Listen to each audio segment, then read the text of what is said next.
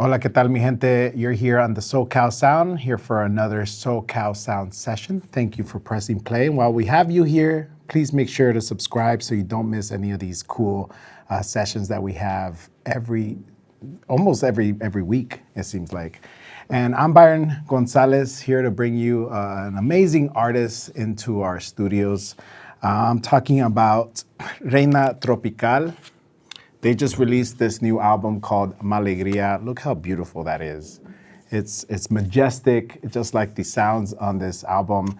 And today we welcome guitarist, singer, songwriter, and producer, and a boss herself. We got Fabi. Reina, ¿cómo estás? Muy bien, muchas gracias. Gracias por venir aquí. I've been a fan for such a long time since you released your first EP. Well, since you released your first song, Niña. And ever since then, I've just been hooked. So I really appreciate you coming here and talking with me. Thank you. That's a long time. Yeah, it flies by though. Dang. Especially when you listen to good music. Yeah. Right? That's right. I was just noticing how music makes time go by so fast. Yeah, it's that adage where time flies when you're having fun. So it's very much so. I do want to talk about your album because it's a great piece of art, a great piece of history, a great piece of just this moment in time, and various other I'm sure it spans a couple of years. But I do want to get to know who is Fabi. So these questions are to get to know the essence of you. First off, are you a coffee or a tea person?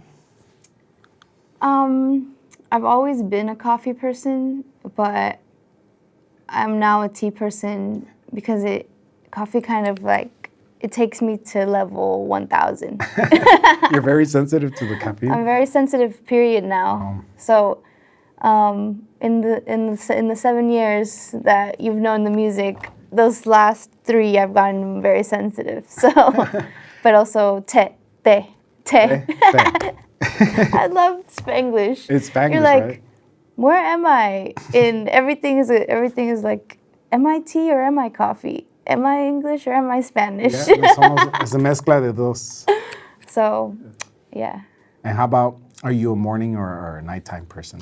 I'm absolutely a nighttime person. I'm not a morning person. Like, don't even talk to you. Don't even talk to me before 11. Not before you had your tea. Yeah, and even then, it just takes me some time to just, come back to earth, you know? Yeah. And I like to just be weird until, 11. That's awesome. Are you into, the cosmos, the universe? And if so, do you have a favorite planet specifically? I don't, not by name. I'm not, a super fan by name, I think a lot of folks are, but I definitely feel that I'm up there traveling a lot. I'm not sure if I even land to a planet, but I'm definitely up there traveling in the darkness and through the stars, and she's vast. The universe is vast. Yeah. And so I couldn't tell you by name, but I'm definitely up there. Oh, that's awesome. I like that too, because it's vast and there's so much to choose from, and every little piece, every little sector is like its own world and its own discoveries to find. I know. I'm definitely never know where I am up there, but I also love talking in universe language, because we don't have the words for it at all. So we can just be as psychedelic and mystical as we want. That's why I like it. That's why I like talking about this stuff, because it's just unknown, right? Right. Just like how, I guess, to relate it back to music, you just never know where that comes from. And it just comes out. Definitely. Right? So I believe in the magic of the universe, and I think music is definitely a language for it. That's beautiful. What would you say was an album that when you were growing up, that really marked your life, or an album that just you could not put down? This is gonna be really shocking, but I think it's gonna be shocking because I don't think you would think this. But anyway, It's Mira, Come On Miracle.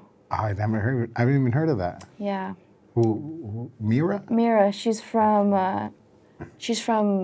like the Olympia Pacific Northwest genre, and yeah, I just really loved her songwriting and her lyrics, and Did you have it on CD? no, I didn't have it on CD. I had it on my iPod, and maybe eventually once I started to collect vinyl, I got it on vinyl. It was an essential. Essential. That and like I'm a big fan of that time period in that region. So like the microphones in Mount Erie and Dear Nora and people. I don't know if you know that scene at all, but Entirely, no. it's very Pacific Northwest. Okay. I've never even been to that Pacific Northwest area, Yeah. so It has its own character. interesting. I gotta travel more, honestly. Yeah. What would you say is like your favorite food? My favorite food? Well, I'm always and forever beans. I mean, beans for everything. And my mom makes some really good beans, so Oh, those are the best. I always look forward to having those. But outside of that, maybe sushi. Maybe sushi. I love sushi. Honestly, if I'm Yeah. having a bad day, I'll just get a roll and I feel much better.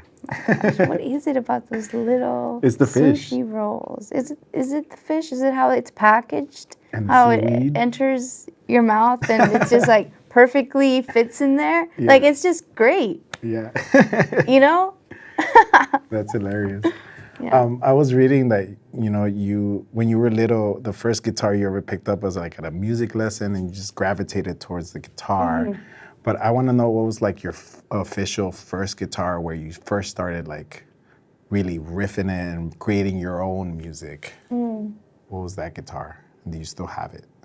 I do still have the first guitar that I like saved up money for and bought on my own, and that was like a reissued airline guitar, like 1965 airline guitar. I think Eastwood makes them, and I still have it. And that was probably the first guitar that I really started writing on. Nice. I also have the first guitar that I just learned on, and I probably really? stick Hot Topic stickers on it. It's filled with stickers. That says no preppies and I remember those. I remember those. That's hilarious. you know, and it's so funny. I don't know. I don't even know. I was just kind of trying to be cool, you know? I mean, weren't we all? Yeah, Hot Topic. Every day after school, just go to Hot Topic, see what's Right. new, and come out. And I thought, playing with that guitar on stage was the coolest thing ever. That's cool. So, yeah. What made the switch in your head? Because I was also seeing some other interviews that you did, and you're like, and looking back too, I didn't see any women playing guitar or anything. Like, what made you break that barrier in your head to be like, I'm gonna play guitar and I don't care what anybody tells me, or even if it doesn't make me successful, because of course you didn't see successful guitarists, women guitarists. Yeah, what broke that in your head? Well, I went to the Girls Rock Camp in Portland, the Pacific Northwest, and that is where I first learned about women's impact in music and music history, and that is where I sort of found the outlet for my anger to travel through, which was activism, and organizing and community organizing. And so that experience and learning about community, and kind of feeling the support through community, met with the anger that I had and this kind of fearless attitude that I also had growing up, because my mom exemplified that for me. I was just like, I'm just gonna do it, I mean, Yeah. I just kind of was like, if I'm pissed off, let me just use that to do something about it. So, I don't know. It was just the perfect mix of anger and, you know, anger and discovery and perfect place at the right time. That's awesome. The right people. Yeah, and your mom for being supportive Yeah. for putting you in those camps Totally. and everything. That's really cool. Totally. Because, you know, most Latina women are just like, oh, music doesn't get you anywhere. Right, or right. art is not a viable place to go. But yeah, that's that nurturing. Yeah. It's really cool. Single mom, only child energy. Likewise. Hey. Right here. Yeah. And I guess that also, I mean, I feel like a lot of people that I talk to that are kind of single mom, only child, get into punk rock. And Yeah. you are huge into punk rock too. Yeah. And I think that also was the catalyst for you making your own magazine, See Shreds, which congratulations, Thank such you. a success. Thank but you. you know, that energy, I don't get to talk to many people about punk rock. I want to know what were your favorite punk rock bands, or the bands that really like, you're like, oh, Yeah. shit, like, you know, you can talk about movements, you can talk Yeah. about activism, you can make these lyrics that really like talk about something, you know? Yeah. Well, the first person that comes to mind, which is kind of like a punk math, is Desark. Do you know who that is? No, I Desark? haven't heard of them. From North Carolina. Oh, see. She was like my idol. But outside of that, ESG for sure. And I always love like the punk fusions, you know? Yeah. Bikini Kill, of course, and like the Riot Girl movement really influenced me. X-Ray Specs, the Slits. Yeah. Yeah. Oh, there's this really awesome band also from Portland called New Bloods. And the lead singer of that band makes a zine called Shotgun Seamstress. It's a zine that talks about Black punks and the whole history of that and everything. So, you know, yeah, I gravitated towards punk, but I gravitated towards punk women, people of color, you know? Yeah. And that's a whole scene. I mean, that's a whole history to get to know, because there's from there it's like to learn about Black women's influence in metal music and in the history of metal. It's really cool. People have been using their anger to create these communities, you know, that we call punk, and Yeah. so that really has influenced me in a big way, and that's one of the first genres that I really started with.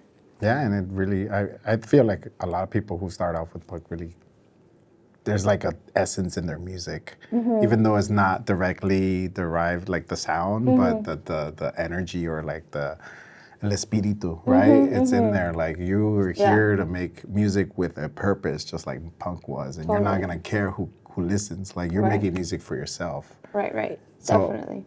Now, I do want to talk about your work, like kind of a little transition, like how did that feed into when you first started creating with Sumo at the beginning stages, where there wasn't that, like, besides like Bomba Estéreo, there wasn't anybody like really creating like this tropical electronica.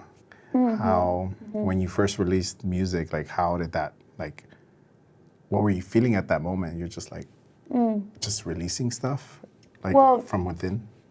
Yeah, it was, what the project was and still is, was kind of a space where we could be in curiosity and exploration with our intuition. It's music that I still make through improvisation. And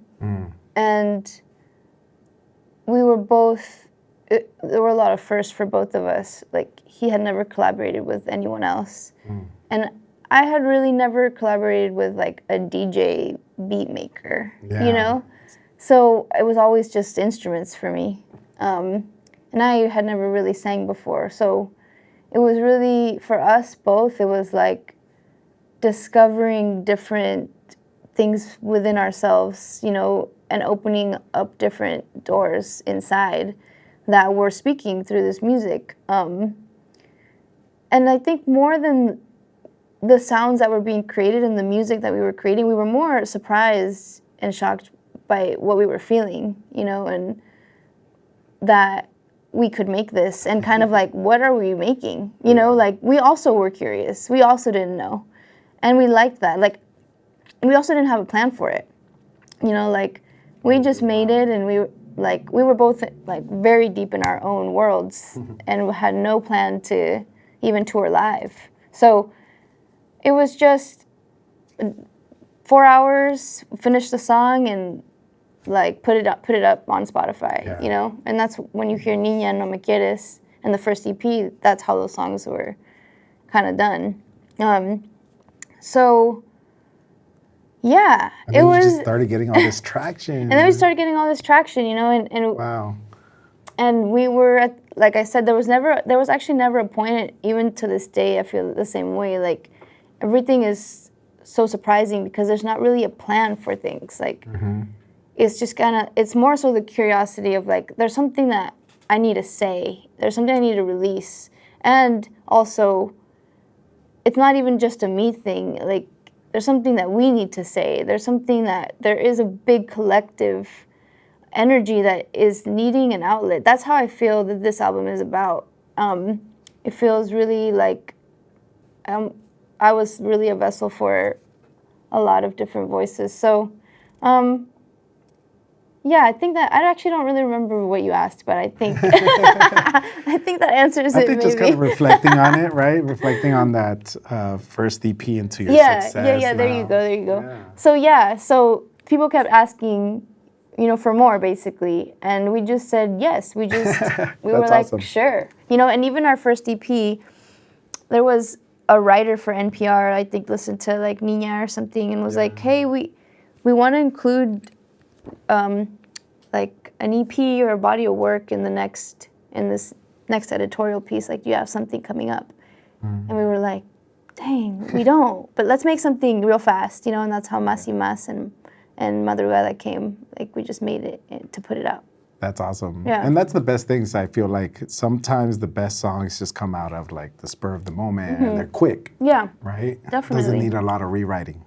For me, that's how I work. You know, that's the purpose of this music, is to document that feeling in that moment. So that's for me what my music means, and what my offering is to the world in a form of documenting. That's awesome. And you definitely did that with Ma Alegría. It's a documentary in a sense. I heard it. I was like, oh, she interwove these beautiful conversations you had with your partner and other people as well. And just you laughing and you talking about the title of the album, or you talking about you singing. Like that's beautiful.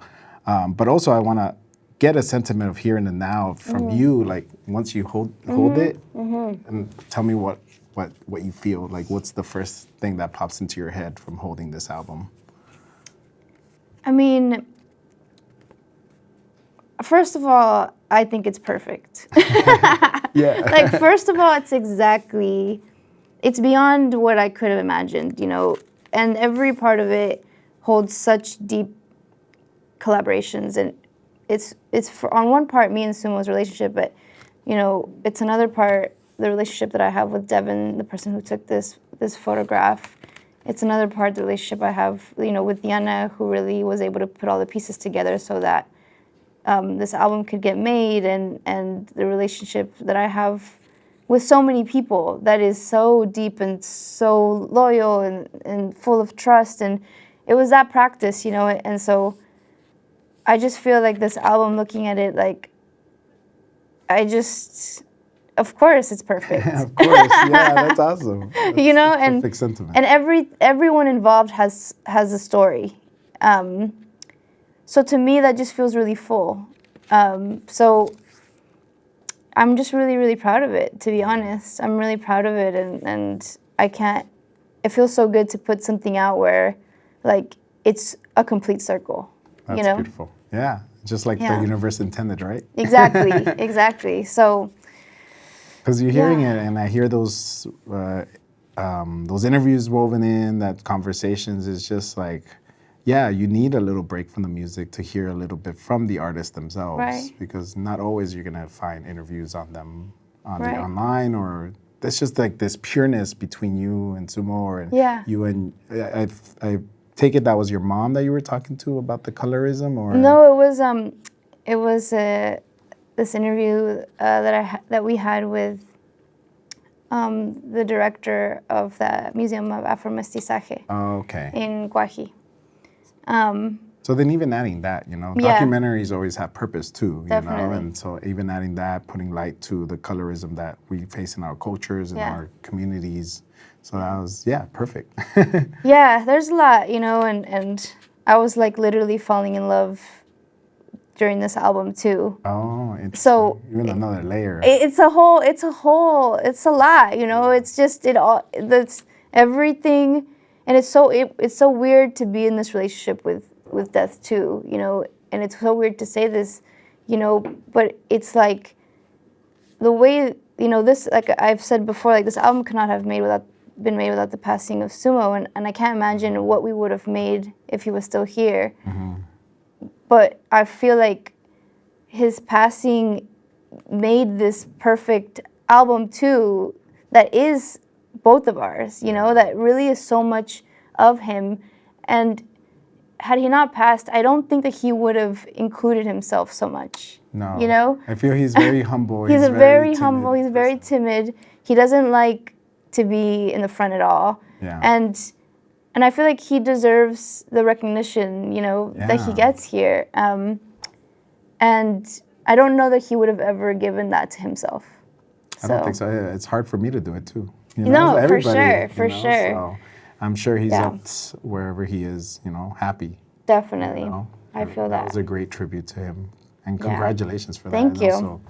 But also a great testament to the name of the album, right? Ma Alegría, because you're facing this dark thing that happened with the passing of Sumo, and you're making an album that can make people dance. Yeah. Like he said. And at the end of the day, that's the other thing. It's like, this is an album to make people feel good, so, and to dance, and it's, you can take it as far as you wanted to, or you can just listen to the music and just dance and, pretend like you're at the beach. Yeah, that's awesome. Yeah. I do want to talk a little bit about the sounds of it because, for me, I'm just a general music lover. I don't really, I've never studied music. I kind of clump music sometimes by just cumbia or traditional. Mm-hmm. I want to know, I know there's a lot of influences in here. I want to know, what are they? Yeah. Well, my guitar style is directly influenced by Peruvian, Andean cumbia, cumbia amazónica, bird sounds. Yeah, that's cool. Specific to Peru, and also Congolese sukus. Yeah, what is that? And that style is like, they would say simple guitar riffs, which sort of are, but really aren't.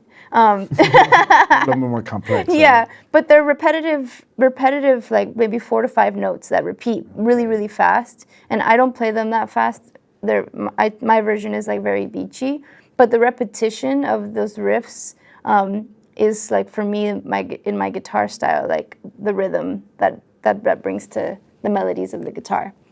And then there's also some champeta from Cartagena in here.